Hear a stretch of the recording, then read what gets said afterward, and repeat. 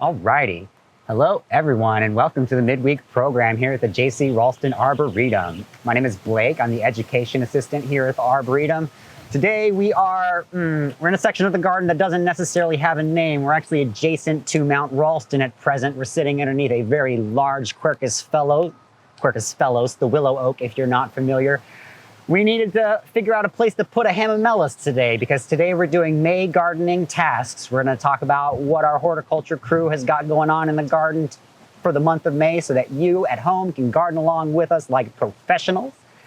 We needed a place to put a hamamelis because Greg's going to be talking about planting today for May gardening tasks. So that's why we're here underneath this Quercus fellow, sitting amongst a bunch of hellebores over by Mount Raulston. We got a good program for you today. So let us pass things over to Greg so he can let us know what we're doing in the garden this month. Hey, y'all. As Blake alluded and always alludes, there's always stuff going on here. We just wrapped up Raulston blooms, and yesterday we still kind of were in that hungover stage of recovering from picking up plants, putting plants down. But part of that, the festivities of that, is we got a chance to interact with you and a lot of visitors. And I got asked a lot of questions about planting. And there are two decent times to plant in the garden. Fall is probably the best because you want to plant things when they are a little bit dormant. The weather is a little more forgiving in the fall than it is in the spring. We were talking earlier about this blustery March weather that we're having. Typically, it's much warmer than it is now, and a lot less rainfall. It starts to taper off as we get out of April into May and head towards June. We're in some other polar universe where every Saturday and or Sunday we get a nice pile of rain. But you can also plant in the spring. And listening back many of these talks ago, Mark mentioned in a talk that he plants when he has time in the garden. A lot of times in the fall, we're super busy. He and I both travel a lot in the fall. So I'm looking at planting from a perspective of we are flush with a lot of plants. We've got a lot of blank spots in the garden. Tim has been revamping a lot of the perennial areas because he's got time and plants to put back into those places. So that's kind of the platform, the soapbox that I'm on today is right now is a good time. We're getting lots of rain. The temperatures are much more conducive to putting plants in the ground, removing that soil. We've got a lot of plants that we need to put out. We've got a fresh batch of interns starting here in a couple weeks, and we want to expose them to planting and learning about that. So this is a good opportunity to talk about that. And here at the Raulston, we plant a lot of perennials, herbaceous things, tropical things, trees and shrubs. So I'm going to touch on a little bit of all those today. And let's start with perennials because we do a lot of perennials here. And I've got a couple of different things to talk about. When you get your perennials from the garden center, and this applies with your tropicals and your woody plants, it's going to come to you in a pot in most cases. With shrubs and trees, you can also get bare root plants. You can also get balled and burlapped. We're not going to talk about balled and burlap. We don't do much of that here, and most homeowners don't deal with plants that big, but we will talk about bare root in just a minute. But let's start with the perennials. So this plant probably started as a small plug, was stepped up a couple times, and it's been in this pot for quite a while. This is Ajuga tropical toucan. Those of you that know Ajuga, it likes to spread and run. This one's a little bit well behaved. I like it because it's kind of small, but it's bulging in this pot. It's ready to come out of there. So with perennials and everything, when something's been in the pot for a long time, you want to disturb, we're going to call this a root ball, kind of all through the spectrums of plants here. So you really want to rip that up so that the roots will go out into the soil. That's even more important with trees and shrubs, but it also applies to herbaceous things as well. One of the reasons I brought this up is there's a lot of species variability with how much of a root mass they produce. Ajuga are known to grow like crazy, so you're going to deal with this a lot with this plant in particular. This is a polygonatum, and not as crazy as the other. This was potted up probably late winter, but you can see the roots are a little bit more fleshy. So with something like this, we can knock off a lot of that soil and plant it, and you don't have to worry about those roots not going into the planting mix that you want. So two kind of extremes there with herbaceous plants. And finally, another one. This is a heuchera. Citronella is the cultivar. Side note, these were at the plant sale, and this has been in our shade house since Saturday, and the rabbits have discovered it already. They've done a little bit of pruning here. But again, I'll get a little bit closer. You can see the different types of roots, pretty fibrous, but you want to break that horizon up. You want to break that up so the roots go out into the nice soft soil. So looking at herbaceous stuff and going into a tropical realm, same principles apply. A lot of times tropicals grow really, really fast, and you can see a lot of the fleshy roots of this banana. And again, you want to break up that horizon, get these roots out from girdling and going in a circle so that they go into the nice new soil in your gardens. So pretty self-explanatory, pretty easy. You know, the other aspect of this that you want to pay attention to is planting at the right depth. And I'll talk about this with our woody plants, which is more crucial. So with trees, and I talked about this a lot with visitors at Raulston Blooms, trees have what's called a root flare. And right behind us is probably the best example of that. You want that tree to go, it has an area of the trunk called the flare where it goes out. And a lot of people tend to plant things too deep and it looks like a telephone pole going into the ground. So that's not a good practice. On this tulip tree, you can see that root flare area here where it goes from being relatively straight and kind of flares out. So this is the proper depth that you want to plant from a tree standpoint and a woody plant. Looking at the root system of this, and this is a plant that has a pretty fast growing root system.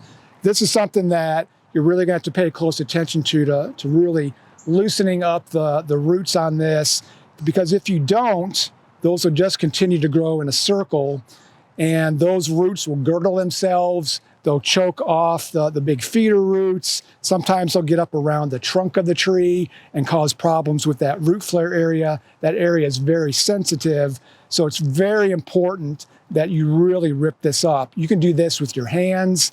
We use little hand cultivators here, and other places I've worked, we do that. We used to call them root ticklers where I worked at, because you're really gonna aggressively go after that and loosen up that area, because you want those roots to go out, not continue to go around in a circle. Hey, Greg, let's take a moment to demonstrate these things. Okay. Somebody would like to see you free up the root balls on the herbaceous plants, actually. The herbaceous plant. Yeah.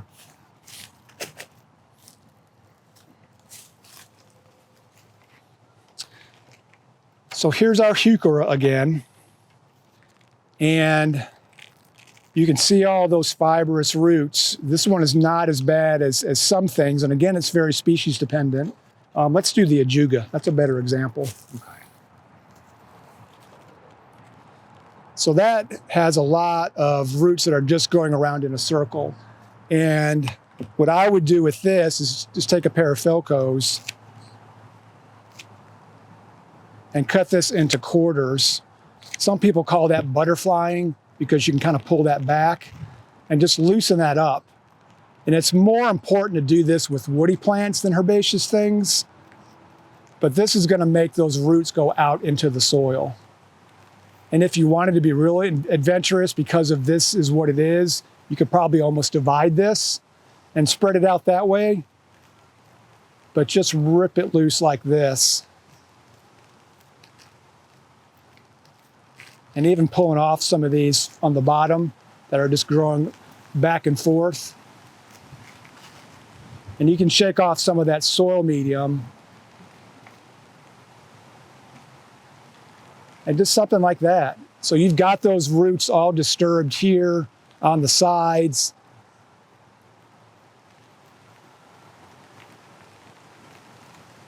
And just kind of tease them out. And the plant's going to be better for that. Some people think it's kind of shocking and a bit much, but these roots can take it. These are tough plants, and they're going to be happier for it. Again, it's more crucial with woody plants because they don't grow as vigorously as some herbaceous things.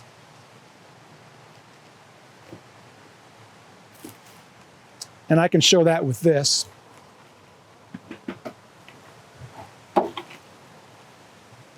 So again, if you look at that, those are just growing around in circles. You've got big things like this that have hit the bottom of the pot and are coming back up. That's called J-rooting. So what that inevitably is going to do, it's going to come up here, and if you repotted it and put more soil, it's going to create another horizon of roots up here, and that's going to cause problems with the root flare and even potentially girdle the trunk. So just loosening these up. You can do this with a shovel, with a spade, with your pruners. Had I been smart, I would have brought up one of those hand cultivators.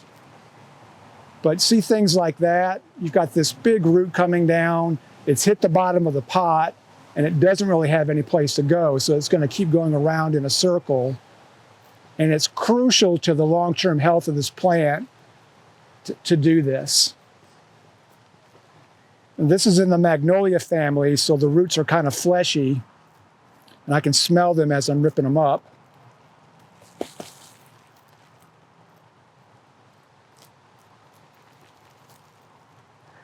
But all you can see, those have just been circling and circling. And as you plant this, you can pull these out and splay them in the hole and then backfill with your soil. If I were going to plant this in the ground, I would get much more aggressive with this. Root systems are a little more forgiving than you would think. I've read of research trials at the Chicago the Morton Arboretum, where they actually took roots, dried them with heat lamps to see how long it would take to dry them out, and then planted the trees, and they never skipped a beat, up to an hour at a time. So they're pretty forgiving. The most important part, that's going to provide a little bit of shock to this plant. So once you plant it, you want to be sure to do all those cultural things that I'll talk about in a minute.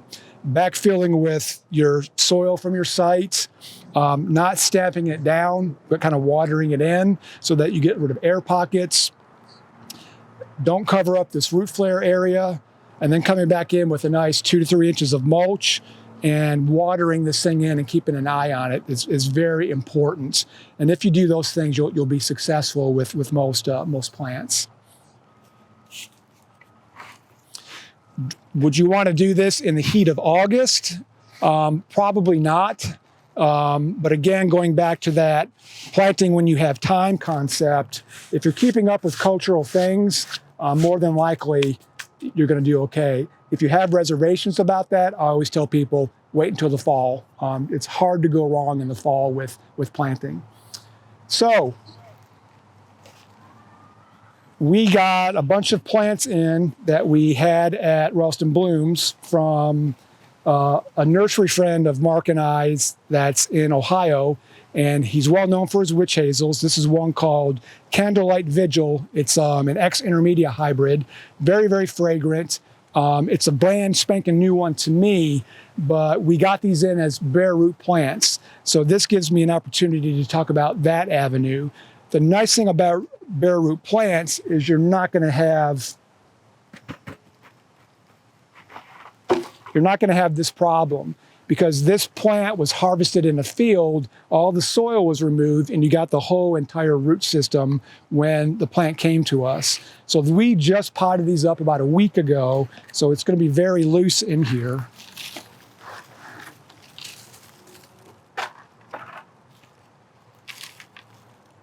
So this came to us just like that.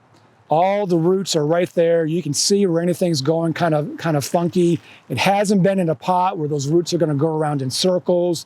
It hasn't been in a pot where it's going to develop another horizon of a root system up above here as they pack new soil in, as they put it in different size pots. So this is a really good way to plant a healthy tree and eliminate all of these problems. This is an endemic thing where this plant probably started out in a quart pot. It was put into a gallon, and then a 3, and then a 5, and then a 7. And we have actually, in my previous place of employ, looked back and found all those different horizons in street trees. And this is a problem that goes unnoticed for a number of years. And by the time you see signs of it, there's not much that you can do to correct it when the plants get into 10, 12, 15 years age. So bare root plant, all the roots are here. Bare root growing is hard to do because there's definitely a shelf life for this. Most of the people that do this are in the Pacific Northwest. The grower we got these from is from Northeast Ohio. I know there's a couple growers in Georgia that do bare root, but it's something that when you harvest them, they got to be planted pretty quickly. This isn't going to be able to sit around for a long span of time, so that the timing is right. For us to get something small like this, put it in a pot, and then step it up and plant it out in a couple seasons, it works perfectly. So those are kind of the different things. I'm ready to go ahead and throw this in the ground if y'all are.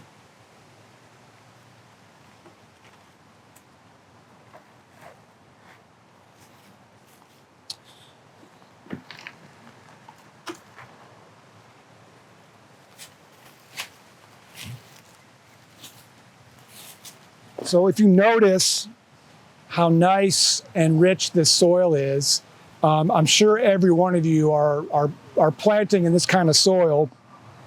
If I had worked most of my horticulture life in soil like this, I would have most of my hair. This is not the normal fare for most people. We're very lucky here to have years and years and years of organic matter to build this up. We're underneath a big mature tree that's been dropping its leaves here for 30, 40 years. So this is ideal for this little guy right here. Witch hazels like kind of a mixture of sun and shade. This tree here will get the morning sun, and when it's blazing hot in the heat of summer here, it's going to get protected by all the big plants around it. Kind of a hole here. This is a very, very fragrant one. So once this part of the garden opens up, you'll be able to smell this when you come through. I also wanted to plant something that would be easy to put in the ground. So I'm cheating a little bit, but most important thing to look at with this guy, because it is bare root, is where that root flare is. And this is a little tricky because it's a grafted plant, and don't let that fool you. This is the desired part of the plant that was grafted onto this root stock. So the root flare isn't here, it's actually right here, and that's kind of where we had it planted in the container. So that's where we want this to go. And one thing to be careful of is you don't want the hole to be too deep because there's going to be some settling that's going to occur. So I'm going to put this in here and kind of see. And one way you can kind of judge where the level of the ground is to take a shovel or a rake. And so we're going to have to come up just a little bit. So I'm going to put some more soil in here. And I'm going to tamp it down just a little bit. You don't want to stomp this because you want those new roots to go into that nice soil. So right about there is where we want it.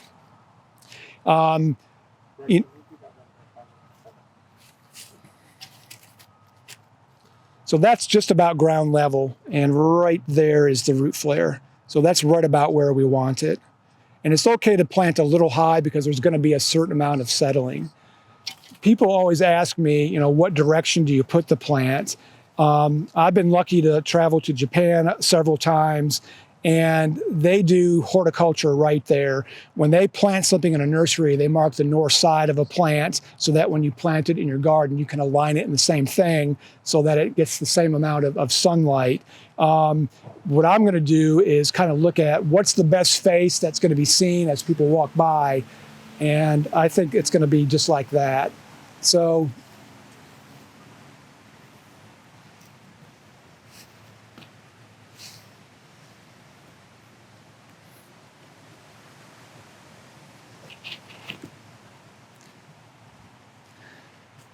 I'm not quite there yet.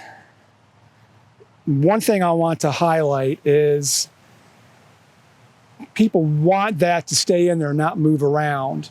And I probably won't put a stake on this because it's not going to move in the wind. It's not going to get bumped by anybody. If you had to put a stake on it, most of the research says no longer than a growing season. When a plant moves back and forth, a tree in particular, that helps the root system. It helps the taper of the plant.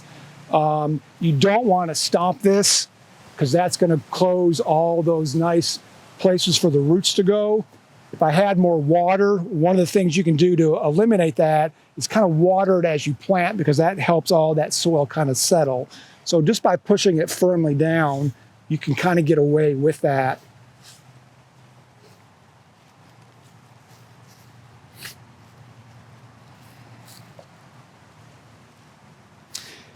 I mentioned earlier planting with the native soil that you're going to be in. You don't want to go buy bag soil and use that to plant with. What you're doing when you do that, particularly if you have a lot of clay, is you're in essence creating another container environment. So you got that inhospitable clay and you put nice fresh soil, those tree roots aren't going to want to go anywhere. We're lucky that this is nice soil here. It's relatively loose. But one thing that you can do if you have a lot of clay is when you dig your hole is to kind of score the sides with your shovel. So you're putting little slits and little venues for roots to go in and kind of ply that clay apart as they get bigger and stronger and get established. So we're at the right depth. I'm going to go ahead and give it some water because that'll help it settle.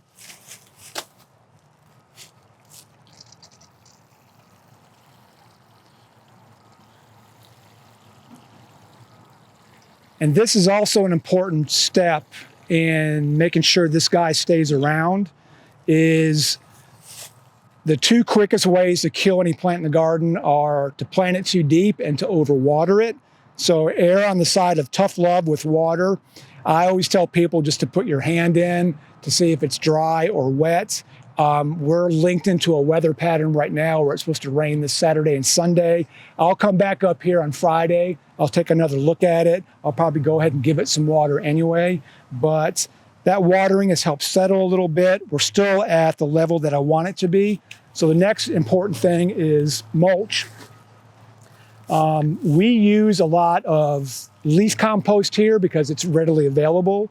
We also have some wood chips on site. Either one of those things is great mulch. The leaf compost is going to break down relatively quickly. So what I've done is I've mixed some wood chips with the leaf compost. The wood chips are a great mulch for establishing plant material. It's also going to help slow down the decomposition of that compost just a little bit. And I like the mulch to be kind of dark. So the compost is going to do that, and it kind of darkens up the wood chips. So you don't need any more than 2 to 3 inches of mulch. Again, being conscious of that root flare, you don't want to pile mulch up against that because that can cause some problems.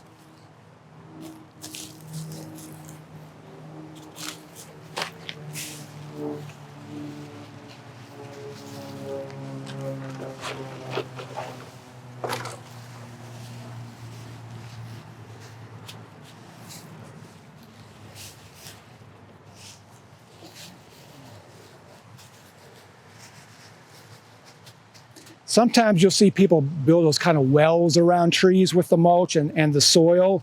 And the idea behind that is as the tree's getting established, it'll help keep water around it. That's a good thing for maybe a growing season if you're planting things that you're not going to pay attention to.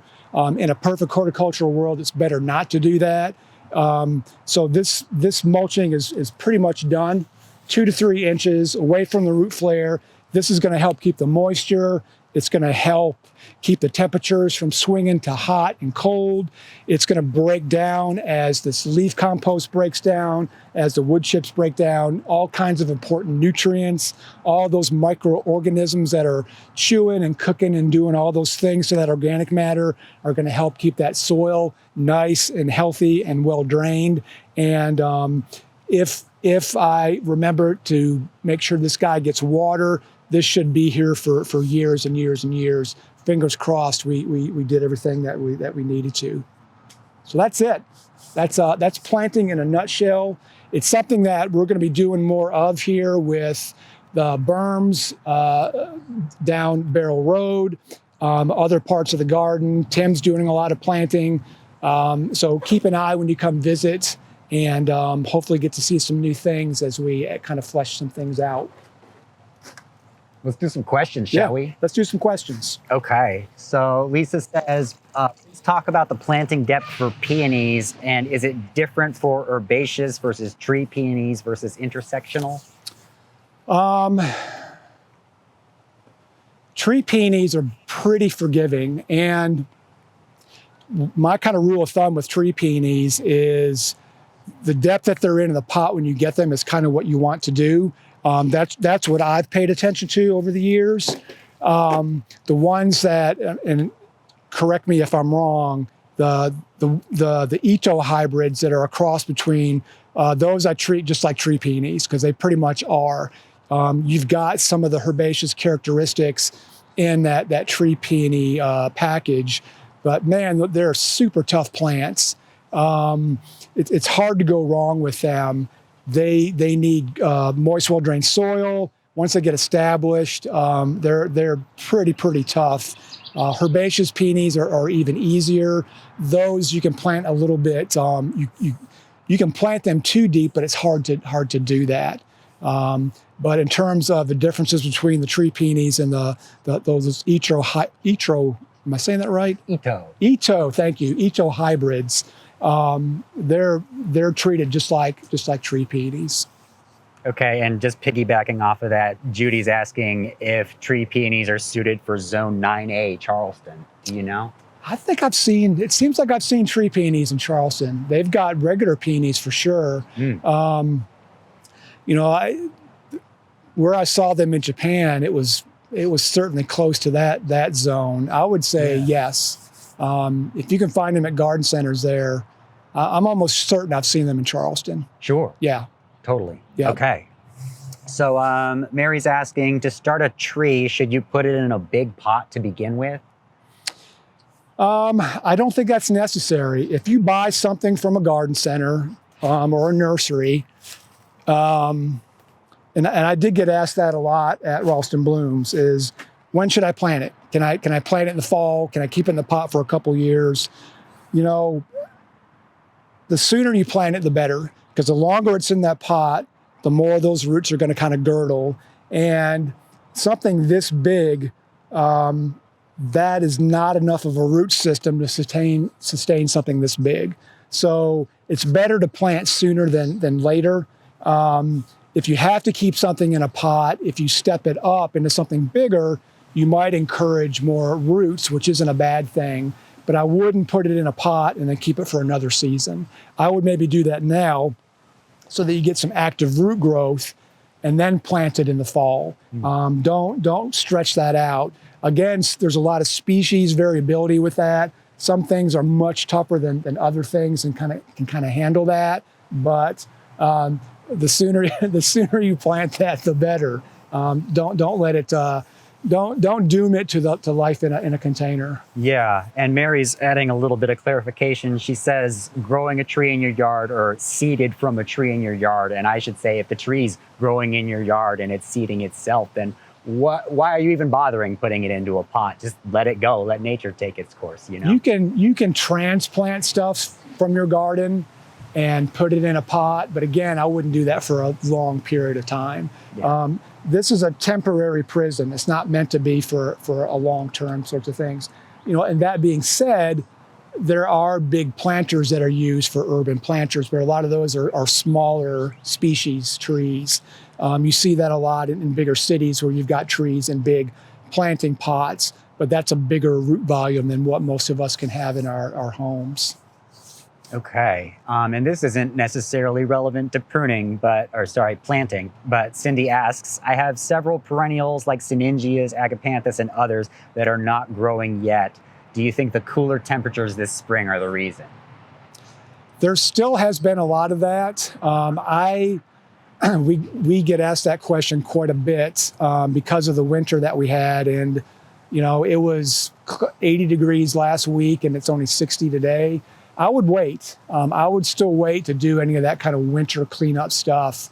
I've been talking to other garden colleagues and things in their garden that should be leafed out and isn't quite yet. I would wait a little bit longer just to kind of see. We're gonna get into the throes of heat and despair very, very soon, but I would wait a few more weeks before you give things the heave-ho.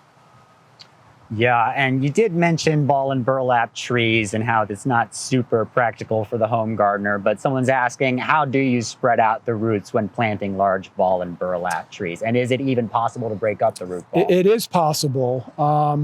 There was a professor at Virginia Tech, she just went out of my head, who did some research on that where she would pick up a 2-inch caliper balled and burlap tree. 2-inch caliper is the trunk, so a tree this big around, lift it up in a bobcat bucket, and then drop it on the ground and fracture all that soil off the plants and basically bare root that tree. And she had very little instances of death from trees doing that. When I was in college, you were told to treat that like a Fabergé egg. You didn't want to do anything. So the most important thing with a balled and burlap tree is to take off as much of that medium as you can. If it's in a basket, peel that back. If it's in the burlap, take it off if you can. If you're worried about the root ball falling apart, put it in the hole first, then take that stuff off. A lot of times, a balled and burlap tree, when they're harvesting it, soil goes up on the root flare, and then they hide that with burlap. So we like to call that root flare excavation.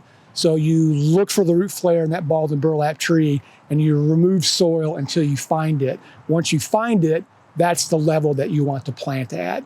Balled and burlap trees aren't terrible, but I forget the statistic. It's over 60% of the roots are left out in the field when those are harvested. So bare root is best when you can do, but most of us are going to plant containers.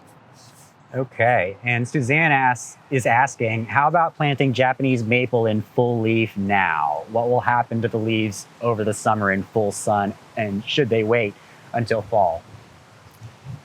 If it's something that you're not quite sure about, wait till the fall.